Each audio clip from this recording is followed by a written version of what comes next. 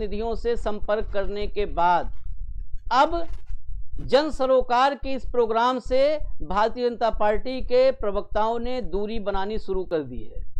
आज लगातार कम से कम 2 घंटे तक हमारे संवाददाता ने अलग अलग प्रतिनिधियों से, भाजपा के अलग अलग प्रवक्ताओं से बातचीत करके जोड़ने की कोशिश की, लेकिन वो मुद्दा सुनते ही, बेरोजगारी का मुद्दा, बेरोजगारों का मुद्दा सुनते ही व्यस्तता, अपनी कोई ना कोई व्यस्तता बता दे रहे हैं।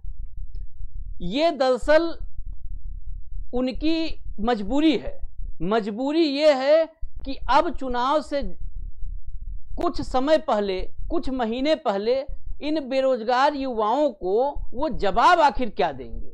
अब जवाब है नहीं, इसलिए दूरी ही बनाना उचित समझ रहे हैं। खैर कोई बात नहीं, यहां से आप दूरी बना सकते हैं, इस मंच से दूरी बना सकते हैं, लेकिन युवाओं की आवाज से दूरी बनाना मुमकिन नहीं है, क्योंकि ये आवाज आपके घरों तक पहुंचेगी। ये आवाज अभी प्रोग्राम के बाद इसका लिंक आप तक भिजवाया जाएगा और सभी यही युवा इस आवाज को अपने ही इसी सोशल मीडिया के माध्यम से आपके कानों तक पहुंचाएंगे। हम आज का मुद्दा जो हम बता रहे हैं आपको, आज प्रदेश के कई जिलों से कुछ युवा बेरोजगार लखनऊ पहुंचे, जो शिक्षक भर्ती जो लटकी हुई है उसके पीड़ित थे। अपनी व्यथा लेकर के लखनऊ आए, लखनऊ में उन्होंने अपनी बात रखी और अभी वो युवा लखनऊ में मौजूद हैं। उनके तमाम साथी अपने जिलों में, अपने घरों से उनके समर्थन में सोशल मीडिया पर आवाज उठा रहे हैं। इस पूरे विषय को समझने के लिए और इस पर चर्चा करने के लिए जो हमारे साथ आज साथी मौजूद हैं वो है तूफान सिंह यादव। तूफान सिंह अभ्यर्थी हैं और आज लखनऊ जो युवा साथी आए हैं बेरोजगार, उनमें से एक हैं। हमारे साथ मोहम्मद अयूब खान हैं, ये उर्दू एसोसिएशन के उपाध्यक्ष हैं और 4000 उर्दू शिक्षकों की जो भर्ती लटकी हुई है, लटकी क्या हुई, क्या कहें इसको, लटकी हुई कहना गलत होगा, जो जानबूझकर लटकाई जा रही है, उसके ये प्रतिनिधि हैं मोहम्मद अयूब खान। हमारे साथ विवेक पांडे हैं, जो अक्सर इन युवाओं की आवाज को उठाते हैं, राजनीतिक दायरे से बाहर रह करके भी सोशल मीडिया के जरिए। विवेक पांडे वैसे समाजवादी पार्टी से संबंध रखते हैं, समाजवादी पार्टी के नेता हैं विवेक पांडे।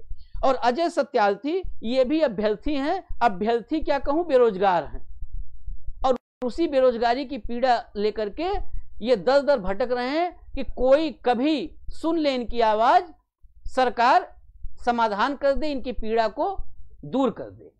सबसे पहले मैं इस पूरी चर्चा की शुरुआत तूफान के पास चल के करूंगा। तूफान, अपनी आवाज खोलिए। तूफान, क्या मामला है, कितने शिक्षकों का क्या मामला, कैसे भर्ती अटकी, ये सब मैं आज बताऊं। मैं चाहता हूं कि आप अपनी जुबानी बताइए और सबको सुनाइए जो प्रदेश में इस पीड़ा से नहीं पीड़ित हैं, जिनको लग रहा है कि सब कुछ ठीक है, उनको ही बताइए कि कितने परिवारों की ये पीड़ा है, कितने अभ्यर्थियों की और कितने बेरोजगारों की पीड़ा है, और ये पीड़ा है क्या और कैसे कैसे कितने दिनों से इसे आप झेल रहे हैं। सर, मैं तूफान सिंह 68,500 शिक्षक भर्ती का अभ्यर्थी हूं और लगातार 2.5 साल से यह दंश झेला जा रहा है। हमारी 68,500 शिक्षक भर्ती का विज्ञापन 9 जनवरी 2018 को हुआ, उसकी परीक्षा 27 मई 2018 को हुई।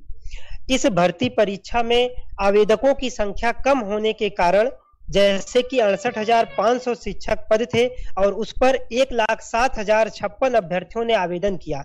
आवेदकों की संख्या कम होने के कारण इसमें पासिंग मार्क को परीक्षा से 1 सप्ताह पहले 27 मई को परीक्षा होनी थी, तो 21 मई को पासिंग मार्क कम कर दिया गया, जिसमें जनरल व ओबीसी का पासिंग मार्क 33% और एससी व एसटी का पासिंग मार्क 30% किया गया। जब विज्ञापन हुआ था 9 जनवरी 2018 को, तब पासिंग मार्क 40% व 45% निर्धारित था। 27 मई को परीक्षा हुई। परीक्षा का परिणाम 13 अगस्त 2018 को जारी किया गया। वह परिणाम 40% व 45% के पासिंग मार्क पर जारी किया गया। हम सभी अभ्यर्थियों के साथ एक प्रकार से छलावा किया गया। उस रिजल्ट में 41,556 अभ्यर्थी सफल हुए, उनकी काउंसलिंग कराई गई। पहली काउंसलिंग में 36,252 अभ्यर्थी का चयन हुआ। फिर दूसरी काउंसलिंग हुई जिसमें 6127 अभ्यर्थी का चयन हुआ। उसी समय तमाम मूल्यांकन को लेकर आरोप लगने शुरू हुए, जिनमें से कई ऐसे अभ्यर्थी रहे जिनका 122 नंबर था, उनको 22 कर दिया गया। जिनके 92 नंबर थे उनको 32 नंबर कर दिए गए। मैं स्वयं उसमें का एक अभ्यर्थी था जिसे मुझे 63 नंबर प्राप्त हुआ था। मामला लेकर हम लोगों ने हाई कोर्ट गया, मामला शासन प्रशासन में दौड़ा और कई अभ्यर्थियों की कॉपी को जला दिया गया। उसके कारण माननीय उच्च न्यायालय ने आदेश दिया कि इस भर्ती पर पुनर्मूल्यांकन कराया जाए।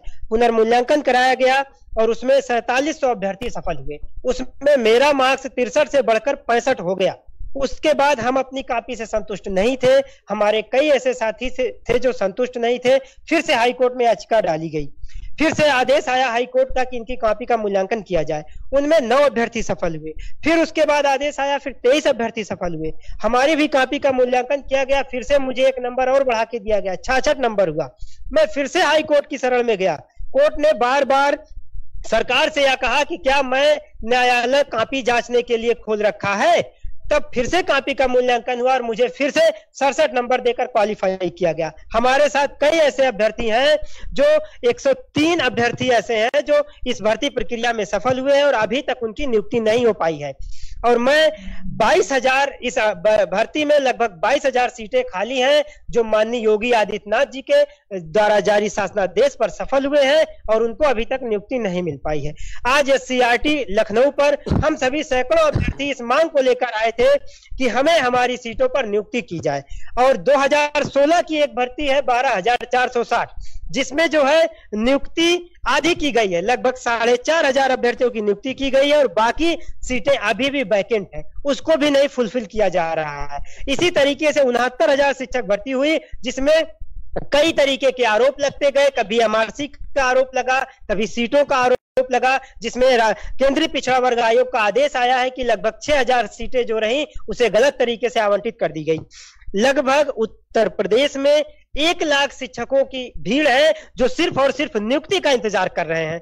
माननीय उच्च न्यायालय में मामला लंबित है और कहीं ना कहीं आयोग में लंबित है। ये सिर्फ और सिर्फ अधिकारियों की वजह से लंबित है और सरकार में और सत्ता में बैठे लोगों की वजह से है। और आज जब SCRT पर हम लोग आंदोलन कर रहे थे तो उसी समय बेसिक शिक्षा मंत्री सतीश द्विवेदी जी ने पत्र लिखा कि इन 22,000 सीटों को 69,000 शिक्षक भर्ती में जोड़ दिया जाए। अब आप ये बताइए सर, हम लोग लगातार 3 साल से माननीय उच्च न्यायालय से, शासन प्रशासन से बार बार गुहार लगा रहे हैं कि हमारी भर्ती की जाए। हम लोग सफल अभ्यर्थी हैं, उनकी नियुक्ति की मांग की जा रही है। जब हाईकोर्ट में तलब करने की बात आती है, सचिव महोदय को जब तलब किया जाता है तो एक एक फाइलें आगे बढ़ती हैं। उसका कारण है कि हम लोग जो बार बार शासन से इस बेरोजगारी की आवाज उठा रहे हैं, अपनी भर्ती को पूरी होने की मांग कर रहे हैं, उसका खामियाजा भुगतना पड़ रहा है। इसी को लेकर आज हम लोग जब SCRT पहुंचे तो पता लगा कि माननीय शिक्षा मंत्री जी ने कहा है कि सीट को 69,000 में जोड़ दिया जाए। अगर कोई भी भर्ती प्रक्रिया लंबित है, जिनके सारे मामले उच्च न्यायालय में, आयोगों में, सूचना आयोग में लंबित है, विधान परिषद तक में भी सुनवाई चल रही है, लेकिन कोई भी प्रक्रिया आगे नहीं बढ़ रही है। यहां तक मुझे आज आश्वासन यही दिया गया कि आप लोग जाइए, धरना आंदोलन मत करिए, आप लोगों की बात हमारे कानों तक आ गई है, जल्द से जल्द इस पर प्रक्रिया करके नियुक्ति देंगे। लगातार 2.5 से 3 साल हो गया, हमें सिर्फ आश्वासन ही आश्वासन मिल रहा है। आज मैं आपके चैनल के माध्यम से यह निवेदन करूंगा और बीजेपी प्रवक्ता से यह निवेदन करूंगा कि किसी भी तरीके से हमारी बात, हमारी मांग माननीय मुख्यमंत्री तक, शासन तक, माननीय शिक्षा मंत्री तक पहुंचाया जाए और इस उम्मीद से कि हमें सफलता मिले। हम लोग लगातार दर दर ठोकरें खा रहे हैं। जितनी भी शिक्षक भर्ती आ रही है वो फंस जाती हैं। 2 भर्ती माननीय योगी जी ने कराई, एक 61,500, एक 69,000, दोनों में आधी 30 सीटें भरी गई और आरोप बराबर लगते गए। कॉपियां जलाई गई, CBI जांच तक का आदेश हुआ, SIT गठित की गई, लेकिन नुकसान हुआ तो सिर्फ हम अभ्यर्थियों का हुआ। ये सत्ता का दौर है, नेता बार बार आते हैं और बदल जाते हैं, लेकिन हम बेरोजगारों की एज निकल जाने के बाद हम कोई भी आवेदन नहीं कर पाएंगे। लगातार 3 साल से हम यही डिमांड कर रहे हैं कि किसी भी तरीके से हमारी भर्ती पूरी की जाए, हमें एक अदद रोजगार मिले। जिस उम्मीद और आशा से हम लोगों ने पढ़ा था, घर परिवार और समाज का विकास करने के लिए, बेसिक शिक्षा को बढ़ावा करने के लिए जो भी हमें शिक्षा हासिल हुई है हम भी बेसिक शिक्षा के कार्यों को आगे बढ़ाना चाहते हैं और आने वाले ननिहालों के भविष्य को संवारना चाहते हैं। ठीक है, ठीक है, मैं अभी आपके पास आऊंगा, कुछ चीजें मैं समझना चाहूंगा। अभी एक सबसे बड़ी बात है कि ये समझ से मेरे परे है कि एक बार कॉपी जांची गई, किसी को 60 नंबर मिला, हाई कोर्ट कहे दोबारा जांचो तो उसका नंबर 65 हो गया, फिर जांचो तो 67 हो गया। वो अद्भुत, मैंने एक बार और कहा था कि वो जो है कॉपी जांचने वाले जो काबिल लोग हैं वो अद्भुत हैं। उनको पहले तो सबसे पहले उनकी फोटो जारी की जाए ताकि इस प्रदेश के हर घर में उस फोटो को मढ़वा करके लोग रखें और सुबह शाम अगरबत्ती दिखावें। ये सबसे जरूरी है कि ऐसे लोग मैं बार बार एक बात कहता हूं, भर्ती आती है, भर्ती में जांच आ जाती है, कॉपी की जांच एक बार होती है तो नंबर मिला 56, अगली बार 76 नंबर हो जाता है। पहली बार में 30 आदमी पास हुए, दोबारा फिर जांचने पे 36 पास हो जाते हैं। ऐसे लोग जो जिम्मेदार अधिकारी हैं, पहले तो उनकी परीक्षा करवाओ और उनकी परीक्षा बाहर खुले मैदान और हाल में नहीं करवाओ, उनको जेल में डालो, पहले मुकदमा कायम करके वहां पर उनकी परीक्षा करवाओ। ऐसे लोग, ऐसे चंद लोगों की वजह से, ऐसे चंद अधिकारियों की वजह से, ऐसे शासन और सिस्टम में और तंत्र में बैठे चंद लोगों की वजह से अगर हजारों लाखों युवाओं का भविष्य दांव पे लगता है, भविष्य खराब होता है। अब बताइए, आईपीसी की धाराओं से तुलना करिए, मुझे तो लगता है कि तुलना करना चाहिए। धाराएं लगती है ना, किसी एक व्यक्ति पे जानलेवा हमला कर दिया, एक व्यक्ति की जान ले ली, ये कितने परिवारों की उम्मीदों को कत्ल करते हैं ये लोग, कितने परिवारों की उम्मीदों को, आशाओं का ये कत्ल करते हैं, दम घोंट देते हैं, गला दबा देते हैं ये लोग। मैं तूफान आपके पास आऊंगा, मैं आऊंगा अभी आपके पास मैं आऊंगा। मैं चल रहा हूं, मोहम्मद अयूब खान है, उर्दू